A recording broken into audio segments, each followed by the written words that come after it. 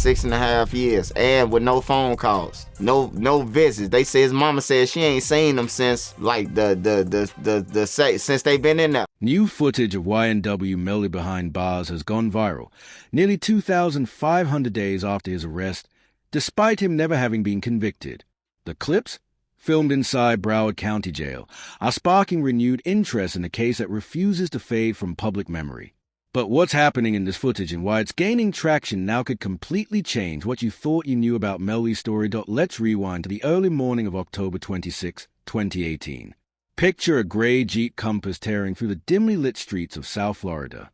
Inside were 4 members of the YNW Collective, a close-knit group of young rappers from the small, struggling town of Gifford, Florida, chasing their SoundCloud dreams and building something from nothing. In the car with Jamal Maurice Demons, known to the world as YNW Melly, his close associate Cortland Henry, a.k.a. YNW Bortland, and their childhood friends Anthony Williams, YNW Sack Chaser, and Christopher Thomas Jr., YNW Juvie. These young men had grown up together, fought through hardships together, and were finally tasting the first glimmers of success together. By sunrise, however, tragedy struck. 2 of the 4 friends were dead, their lives cut short and their dreams extinguished forever, according to the prosecution's account. What followed was a shocking act of calculated betrayal. They alleged that Melly, sitting in the rear driver's side seat of the Jeep, opened fire on his own friends, the very people who had shared his struggles, ambitions, and the foundation of the YNW Collective. A night that began with hope ended in unspeakable devastation. October 26th of 2018, this defendant shot and killed 2 of his friends. He killed Christopher Thomas and Anthony Williams. But this is where the story takes its darkest and most chilling turn. According to prosecutors, after allegedly committing these brutal murders, Melly and Bortland did not call 911. They didn't seek help for their wounded friends. There was no panic, no cries for help, no signs of horror. Instead, prosecutors claimed they meticulously staged a scene to look like a random drive-by shooting. The bullet-riddled Jeep was allegedly driven to a remote, isolated area near the Everglades dead-end road by a recycling facility, completely devoid of streetlights and witnesses. In the pitch-black silence of the Florida night, prosecutors say they fired additional shots into the vehicle from the outside, creating the illusion that unknown assailants had attacked in a sudden act of violence. What should have been a frantic race to save lives, according to the prosecution, became a calculated attempt to cover up the unimaginable. Cars traveling westbound on Memorial Parkway, then goes north on 172nd and shows up at the hospital for the drive-by is completely and utterly false. How can I tell you that, ladies? Well, the detectives from Miramar at this point shut down the entire length of Miramar Parkway from 160th to 172nd. And they sit and they walk side by side for an hour, that mile-long stretch, looking for evidence of this drive. When Bortland finally arrived at Memorial Miramar Hospital at exactly 4:35 a.m., he told police a harrowing tale. A random drive-by had targeted their vehicle without warning or provocation. But seasoned investigators weren't buying a single word. They combed the entire stretch of Miramar Parkway where the alleged attack supposedly occurred, walking side by side for over an hour, meticulously scanning every inch of the mile-long road. They found no Thingyo shell casings, no shattered glass, no projectiles lodged in nearby structures, no tire marks from a fleeing car. Absolutely nothing to corroborate Bortland's story. A lack of any evidence whatsoever to support that a drive-by happened on Miramar Parkway. What would they look for? Shell casings, glass fragments, projectiles, tire marks. You're going to hear that there is none of that found. When investigators finally obtained surveillance footage from the recording studio the group had left that night, the narrative unraveled completely. The video showed 4 people in the Jeep, not 2, with Jamal Demons YNW Melly clearly seated in the rear driver's side. Forensic evidence only deepened the damning picture. Medical examiners concluded that the fatal wounds came from inside the vehicle, originating from the rear driver's side and traveling outward toward the passengers. Even more disturbing, one victim showed evidence of stippling and burnt gunpowder residue indicating a shot fired at extremely close range, mere feet from the target.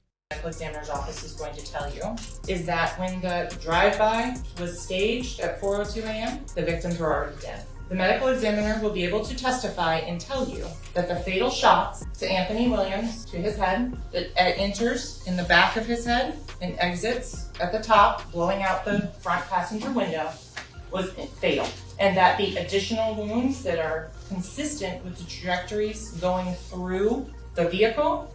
The prosecution also presented what they claimed was a virtual confession. Hours after the shooting, someone messaged Melly on Instagram, checking if he was okay. According to prosecutors, Melly responded with 3 chilling, incriminating words. "I did that." This is where context matters. What does that mean? If you work at Google and you say, "My whole floor is coding," that's a good thing. If you work at Broward General Hospital and you say, "My whole floor is coding," that is a bad thing. The context around the messages matters. But the case is far more complex than it initially appears. Despite the seemingly overwhelming evidence, cell phone data, forensics, and the alleged confession, Melly's first trial in 2023 ended in a hung jury. Reports suggested the split was heavily in favor of conviction on some charges, yet not enough for a unanimous verdict. Consider that for a moment. The prosecution presented every piece of their case, from tracking data to forensic analysis, and still a significant number of jurors weren't convinced beyond a reasonable doubt. Today, Melly remains trapped in legal limbo, incarcerated for over 2,400 days, nearly 7 years, without a single conviction. His retrial, initially scheduled for September 2025, has been postponed to January 2027 due to ongoing appeals over evidence admissibility. Mr. Dimmons has been waiting in custody to see a trial on this case since, I believe, 2019. He obviously went to trial before that ended in a mistrial, and he's remained in custody since that. And he has a right to a speedy trial, a constitutional right to a speedy trial. Just when it seemed the case couldn't get more dramatic, September 2025 changed everything. On September 9th, the day before YNW Bortland was set to begin jury selection for his own murder trial, a trial that could have sentenced him to life, did the unthinkable. He walked into a Broward County courtroom and accepted a plea deal, sending shockwaves through the hip-hop world and the legal community alike. The twist reshaped the narrative of this already sensational case. If you wake up tomorrow or the next day and you decide you've changed your mind and you want to resolve this case, both cases, by way of a jury trial, that's not going to happen. If you want to have a trial, the trial starts tomorrow. If you want to accept the deal, you can accept the deal today. But there's not going to be any buyer's remorse. Now, let's put this shocking development into perspective so you can truly grasp the magnitude of what just happened. Cortland Henry was facing the very real possibility of multiple consecutive life sentences in Florida State Prison. We're talking life, followed by life, followed by life, followed by life, and then another 75 years on top of that. In other words, if the jury had convicted him, he would have spent the rest of his life behind bars. But with a stroke of a pen and a few words in the courtroom, his entire future was transformed. Both counts of first-degree murder with a firearm were dropped, entirely dismissed, gone forever. In exchange for waiving his right to trial, Bortland pleaded no contest to 2 counts of accessory after the fact to murder and 1 count of witness tampering. His sentence? 10 years in prison, followed by 6 years of supervised probation, with credit for all the time he had already served. Considering he had been locked up for roughly 4.5 years, his potential release could come as early as 2032, a far cry from spending the rest of his life behind bars. Even the presiding judge seemed visibly surprised, perhaps even impressed, by the outcome of the deal. The words spoken directly to Bortland after the plea perfectly capture just how unusual and unexpected this resolution truly was. But here's where it gets even more intriguing and controversial in the court of public opinion. Part of the plea agreement includes something called a proffer, a formal session where Bortland must sit down with prosecutors and give a sworn statement about exactly what happened that night in October 2018. And naturally, the burning question on everyone's mind is obvious. Will Bortland snitch on Melly? Will he provide testimony that could finally seal his former friend's fate? The answers to these questions could reshape this case entirely. Mr. Henry, I'm not quite sure how your lawyers managed to do this, but I wish you good luck, sir. Bortland's attorneys have been absolutely clear in all their public statements. They insist there is no requirement to even expectation for him to cooperate with the prosecution against his co-defendant, YNW Melly. According to his legal team, the proffer will amount to nothing more than answering a few basic questions about his own limited role in the events of that night.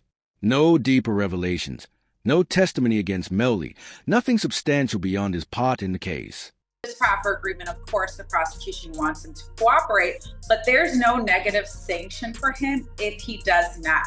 There's not a positive that he will receive if he provides certain information, and there's not a negative that he would receive if he doesn't cooperate or if he doesn't give any additional information. I think considering the possible lifestyle that he lives, and of course we're in a no snitching environment with certain demographics, that he probably will not say much of anything. Yet not everyone is convinced. The hip-hop community immediately exploded with heated debate. Some called Bortland a snitch before he even participated in the formal proffer. Others took a more measured view. Taking a plea deal to avoid spending the rest of your life in prison doesn't automatically make someone a traitor, especially when the agreement explicitly does not require testimony against a co-defendant. There was a whole list of everything that would happen with the plea. What charges would get dropped, he would get credit for, what would be a null process, which is just, it's getting taken away. Nothing in it said anything about cooperating. It was just him admitting to what he did, and he would get the 16 years. A more controversial perspective came from outspoken critics who argued that the plea deal itself was evidence of guilt rather than a strategic legal move. The prosecution, however, framed it differently. They acknowledged that while Bortland's involvement in the cover-up could be proven beyond a reasonable doubt, they lacked sufficient evidence to show he was a principal actor in the shootings. In other words, they could not definitively prove he pulled the trigger or directly caused the deaths of the two young men. Speaking of trials, YNW Bortland, he just took the plea for 10 years. Good. 6 years probation. Could they offer him 5 life sentences? Yeah. He been in there 5 years. He's been in there 4.5. And they know they done it. But it's not a lot of evidence. Some legal analysts have raised an even more intriguing theory. It's possible, perhaps even likely, that Bortland and Melly communicated before the plea was formally accepted. Could they have discussed a monumental decision together? While nothing has been confirmed, speculation continues to swirl about what, if any, coordination took place between the two defendants. It's a total sweetheart deal. He was looking at multiple life sentences on the back end and essentially spending the rest of his life in prison. With this plea agreement, he pled no contest, I believe, to 2 counts, and the sentence promises 10 years. The implications for Melly's upcoming case remain murky and are the subject of intense speculation. His attorneys have already filed motions to replace his legal team entirely, citing a reconcilable conflict that arose in the immediate aftermath of Bortland's surprise plea. With his retrial now postponed until January 2027, the legal storm surrounding him continues to grow, casting a long shadow over every development in this case.